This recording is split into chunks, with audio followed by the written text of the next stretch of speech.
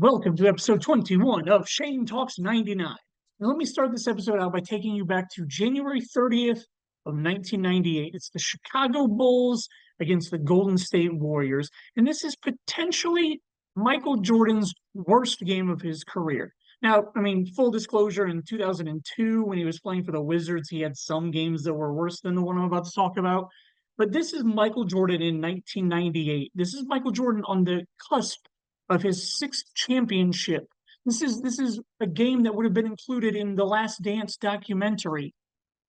This night, Michael Jordan went 2 for 17. That is a 12% field goal percentage. From the greatest player that ever played, he shot 2 for 17, ended the game with 14 points. 10 of those points came from the free throw line. He only made two baskets out of the 17 that he shot. He did end up with like 8 rebounds and 3 assists, but this was a terrible game for such an amazing season that The Last Dance completely covered over 10 episodes.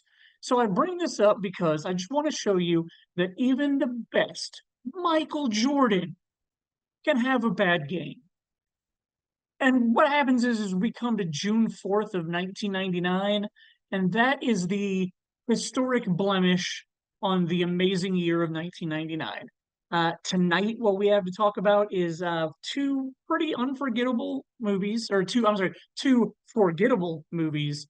Um, Obviously, like in the wake of Star Wars, like not a lot of things wanted to be released right now. I mean, neither of these started off like the summer movie trend like The Mummy did or anything like that. So neither one of these, are going to be great to talk about. But let's get into this. The first one is a movie that I hated in 1999, and rewatching it this past weekend, I don't hate it as much as I remembered hating it, but it's still just not a good movie. Not enjoyable at all. It kind of reminds me of a conversation I recently had with a friend of mine where her and I were discussing how feelings and emotions towards a movie can change over time. We talked about how a lot of things that, when I was younger, I hated it, but as I've, gotten older, I've given it another shot. And whether it be my mindset, my mentality, my maturity, different things at different times, I enjoy movies differently now. Biggest example of this was back during COVID when, if you watched any of the early episodes of the podcast, the movie Groundhog Day is a movie that I absolutely hated. I despised it. I know everybody loves it.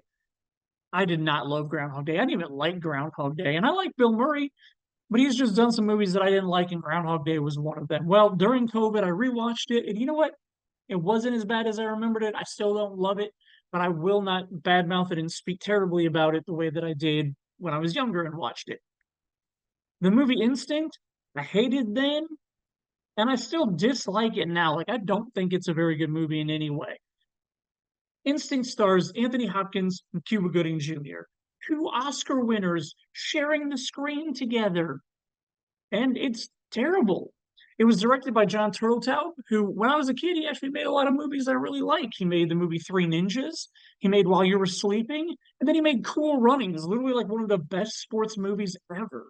All of those movies I loved as a kid. And then a couple of years after Instinct, he would go on to direct National Treasure. Well, the first National Treasure, which I think is an amazing adventure film, literally up there with Indiana Jones as like fun, like that kind of stuff. So John Turteltaub is obviously a director that knows what he's doing, but when I first saw this movie, I remember Jason talking to me about it because in the credits for this movie, it says based on a book called Ishmael.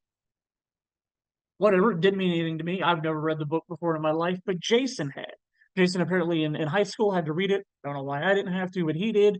And like Jason explained to me that like this movie is nothing like the book. And I know he told me more about it back then, but I couldn't remember. So I had to look it up because that's always stuck with me. It's one of those movies being based on books things that like I had to remember what he had told me about it. So when I looked into the book, here we go. Let's find the description of the book. An unnamed man responds to an advert in the newspaper that reads, "Teacher seeks pupil, must have an earnest desire to save the world. Apply in person." Cool. All right. That's the book. Guy shows up at this address that's listed in the newspaper advert, finds himself in the room with a telepathic gorilla. the man answered this article because apparently, like in the 19, he's an older guy. Apparently, in the 1960s, he really the book is also set in the 90s. So, like 30 years before the book is set, he was a young man in the 60s, and he was looking to try to change the world. Like that was who he wanted to be in life, was somebody that would change the world. So he never did it.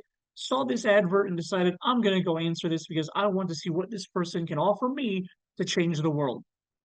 Finds himself in the room with a telepathic gorilla, and then the rest of the book is literally the two of them waxing philosophies and talking about all kinds of stuff. And the gorilla's name is Ishmael, and he tells him the story about who he was, back when he was a young gorilla and getting captured and getting brought to America, and some rich dude buying him, and then they found out they could telepathically talk, and like they like go over religion and like all kinds of crazy stuff. And none of this stuff has anything to do with the movie Instinct. None of these plot points are even remotely close to what happens in Instinct. How the author of Ishmael gets credited for anything in the movie Instinct baffles me.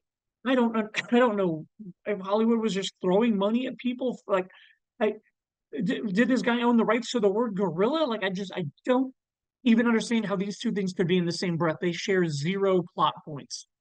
Oh, you know what? I take that back. There is something that they share. Both the book and this movie have gorillas in the stories. Gorillas. That's it. Yeah.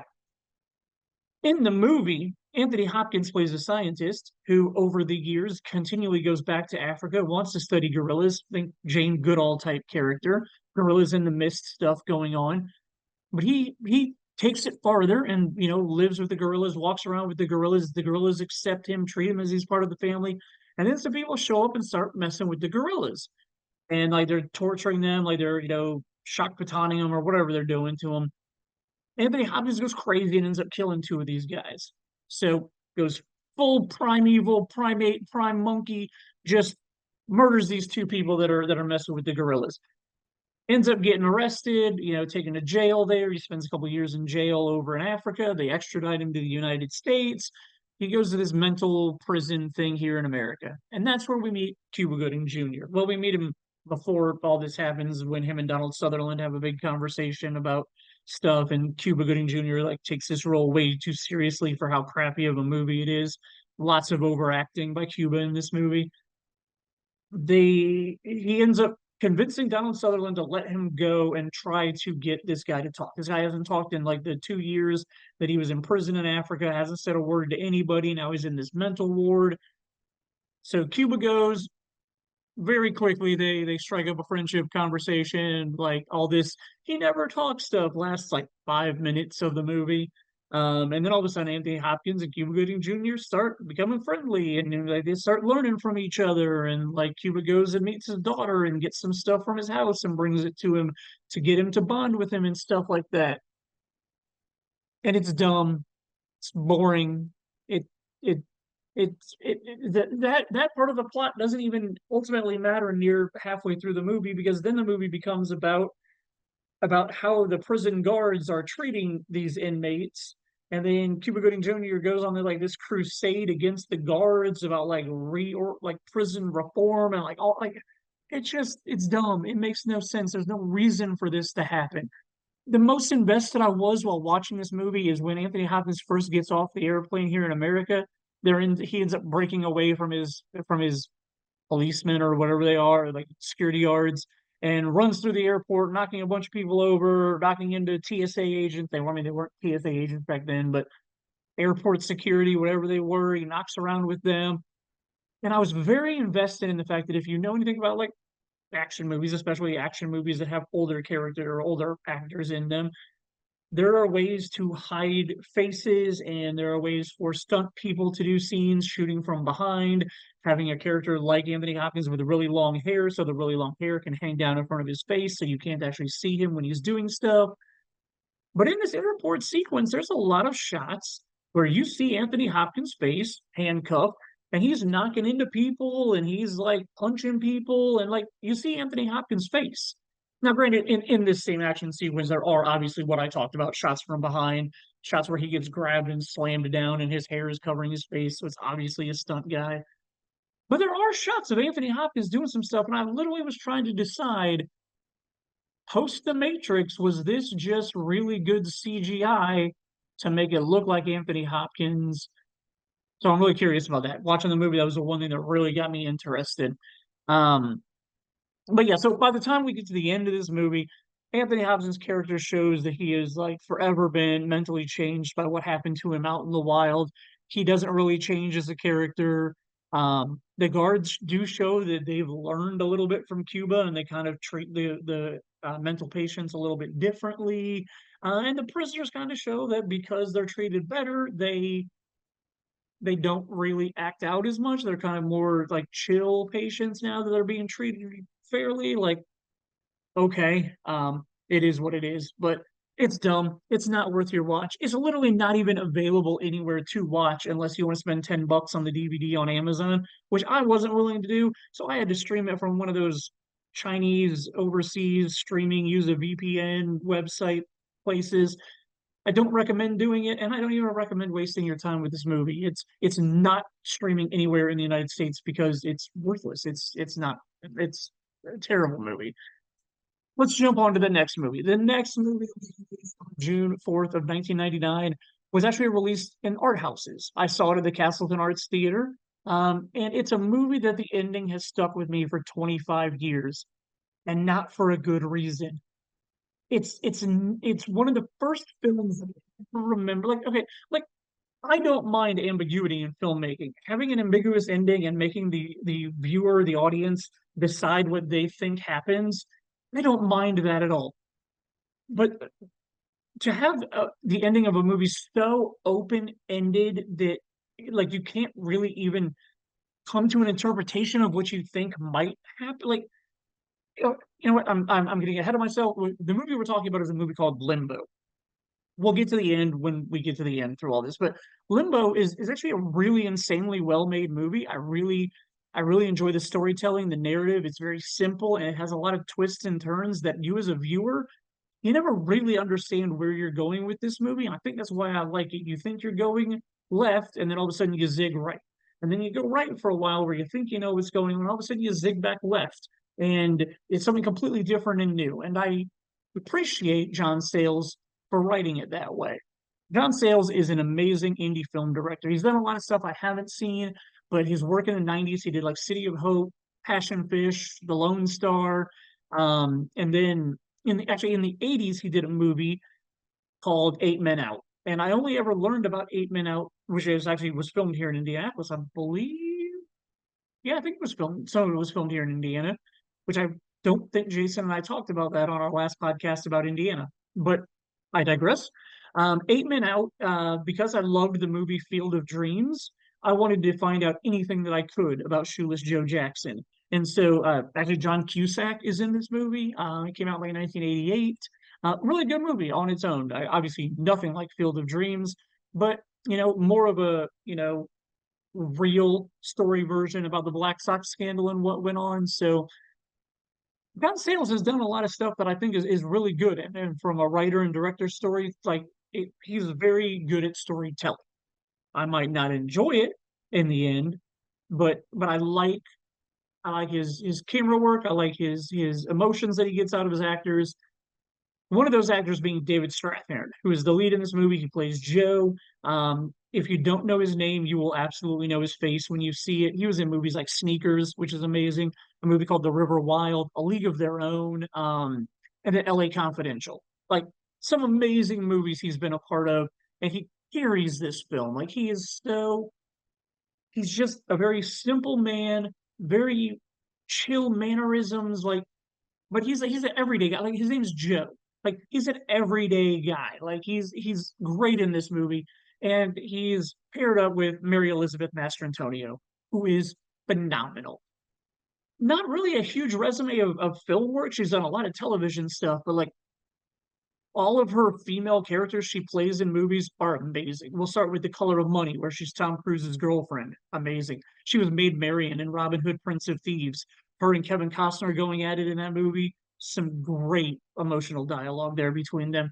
And then, like, my favorite role she's ever done, she is absolutely amazing as Lindsay Brigman in The Abyss. Like, her and Ed Harris going at each other in that. Like, she's apparently just like a really good female actress to argue with male main characters. Because her and Ed Harris in The Abyss have an amazing amount of chemistry that is awesome. She gives everything to her roles, and she's great. And then her daughter in this movie is played by an actress named Vanessa Martinez, who has only done a couple of other movies. I think her biggest movie I saw on her IMDb was The Warrior. But over the past like 25 years, she's done a lot of television episode guest starring. I think it was like 17 different shows she's been on over the years, and one of them was last year's Fatal Attraction, which I thought was a pretty decent, movie compared to the book and the other. Sorry, it was a good television adaptation of the book that I read a long time ago, and then the movie that obviously everybody knows from the 90s. Anyway, she's kept her Hollywood dream going, and more power to her. I'm very proud of her for being able to do that. So let's get to the movie now. Plot of the movie. The movie that takes you on a journey that you don't expect to go on. It starts off where we're entered in the opening credits, the opening sequence. We're introduced to Donna, who is singing at this party event thing. We get shots of David Strathairn walking through, working at this event thing. After the opening song is done and she goes and gets off stage, she finds David Strathairn's character and literally is like, "Hey, we don't know each other. I just broke up with my boyfriend who's in the band. I need you to take me to our house so I can get all my shit." And David Strathairn's like, "Oh, okay, I'll do that for you." And then we get a whole bunch of like act one romance, like this is how the characters meet. This is the situation that shoved them together. And now we're going to get a bunch of expository dialogue about each of them getting to know each other, and then us as the audience learning about each one of them through their dialogue. We find out that Joe is like this fisherman, handyman, whatever he is, and she's just recently moved to Alaska. So at that point, we cut away to some other dude, and at this point, we don't know who this other guy is, but we're being shown a little bit of a shady guy. He's at the bank. He needs money. He's very desperate for money. It's obvious, but the bank's not giving him any. What's he gonna do? That's all we get at that point. We cut back to our main story. This time, Donna's singing at a bar. Turns out it's a bar that Joe's a regular at. After she's done, they have another interaction. Flirting happens. They end up sleeping together eventually. It's like a slow burn romance at this point. And you're like, okay, this is what art house romance was in the 90s. I'm just watching these people's lives. But I know because this other shady character's been on screen that something, wicked this way comes. Something's coming their way. So we eventually learn that this shady character is Joe's half brother. And like I said, we know he's in some financial trouble, but he's set up like he's picking up some people on a boat and bringing them back down to, I don't know what town it is that this is set, some Alaskan town. He's going to bring these people back down. They're potential investors in whatever business he has going on. And he needs Joe to like take him on the boat. He needs to look cooler than he is to these people that he's going to pick up. So he needs Joe to be like the captain of the boat to make him look cool. Joe originally doesn't give him an answer. Joe is just kind of like, I don't know, maybe. I might show up tomorrow. But Joe, being the good guy that he is, he does end up showing up and he brings Donna and her daughter along because he wants to show them Alaska, out on the water, out in the wild, out in the wilderness. And oh, the daughter, yeah. So the daughter, I completely forgot. I glazed over this part about the daughter. So at one point in the early parts of character development, the mom and the daughter are talking, and the daughter admits that there's a guy at her job that she has a crush on, but like she doesn't talk to him, she doesn't do anything like that. She won't give mom any more details, yada yada yada. After mom tells the daughter that she's dating Joe, like daughter has this look on her face, and the mom's like, "Wait a minute, is Joe the person at your job that you had a crush on? Because like you guys are not age appropriate at all, and it's really awkward and really weird. And I'm glad it doesn't really get addressed much more in the movie. There's a couple of shots and scenes where you can see that the daughter is disapproving of their relationship, but like really weird sequence at this point because like why is the daughter even considering Joe, and then why is the daughter like so butthurt about mom dating the guy that she shouldn't have even had a crush on to begin with? Like it's so weird, and I'm glad it's not a huge part of this movie or plot or whatever. So like Joe and Donna show up, with the daughter, and they're all gonna make like a family trip out of it. Like, where is this movie going now? Like, we've got the romance that's kind of like led us up this far, and now we're like, I mean, I've seen the movie The River Wild. I know what happens when David Strathairn gets on a boat. Like, things don't go well. And yeah, shit goes down. In the middle of the night, some people get on the boat. They end up shooting Joe's brother. We think he's dead. He tells people in the movie that he's probably dead, so we're led to believe his brother's dead. But again, ambiguity. We never see a dead body. We just hear gunshots. Who knows? Anyway, our three main characters, they jump off the boat, they swim to a nearby island. So yeah, then it becomes a survival story. So like we started off with this romance. We got some weird shit going on with the brother, and like, what is he really going off to do? And then now we're like Swiss Family Robinson on this island where they're just there. While on the island, they end up finding a shack, there's a fireplace so they can build a fire. And the daughter ends up finding a journal. And so, like, the movie becomes this montage of the daughter reading from the journal and then showing scenes of what the family is doing on the daughter reads at night. And then it kind of like cuts back and forth with what the family does on the island during the day. And it's kind of weird how they kind of like parallel each other. Like what the daughter's reading kind of parallels what's going on the island. So the daughter really kind of ends up resenting Joe throughout the course of this. Like I think at one point they talk about the fact they've been on this island for like 2 weeks. And over that time, like some family dynamic drama has been going on. Mom finally like so there ends up being this scene where like the daughter ends up like going off about the fact that she shouldn't even be there. She doesn't want to be there. She wants to be with her dad. Like she misses like she wishes that she was with her dad and that Joe's never gonna be her dad. And then Mary Elizabeth Mastrantonio gives like an amazingly emotional performance, like knocks it out of the park with this stuff where she's like, your dad's never talked to us in the entire time you've been alive. He literally like picked up and ran out on us. And all these things that when you were a kid, I told you your dad gave you were all things that I gave you just because it was easier for me to make you believe that you had a good dad than to like tell you what a piece of shit your dad really was. It is an amazing sequence. Like Mary Elizabeth Mastrantonio just lays it all out there, like really well done. And that is a lot closer to home after what I've gone through over the years than like it ever would have in 1999. So that was definitely something that I wasn't like emotionally prepared for when I was getting into this movie. I didn't remember that part at all. But like then one of the best parts comes like I can't remember if it's before or after this or right around this time. Mom picks up the journal that the daughter's been reading from every night that they've been on this island. When she opens it up and she finds out that only there's only like one journal entry in this journal. Like it was the first thing that the daughter read that first night that they were on the island. All the other pages are blank. So literally all the other pages that were mirroring what the family was going through on the island during the day were her just making up stories and trying to like make it relatable to this fake journal that she was like a real journal, but fake entries in it that she was reading to. Like really well done. And then we get to the end of this movie. I'm like I don't really want to ruin the end of the movie, but I'm telling people not to watch it, so like I shouldn't feel guilty about it. But like as I explained, 25 years ago, this ending stuck with me. The final shot of this movie was the first time that I ever really remembered a cut to black and me being pissed off. Because again, I don't mind making a viewer decide how the movie ends. Like the end of Inception when the top is spinning. Do you think it wobbles or do you think that he's still in another layer of Inception? Like that I can get behind. That that's fine because that at least tries to make you think about what you believe in that situation. Like it shows you something and then you have to decide, is it real or is it fake? End of this movie just literally ends on the shot of an airplane flying towards them, but you don't know if that airplane is there to rescue them or if that airplane is there to kill them because they got away from the boat where his brother ended up getting killed on. So like it like there's no, like why why wasn't there anything at the end of this movie to let me know what I should believe what I should be believing in? Like there's nothing that gives me a way to interpret what happened at the end.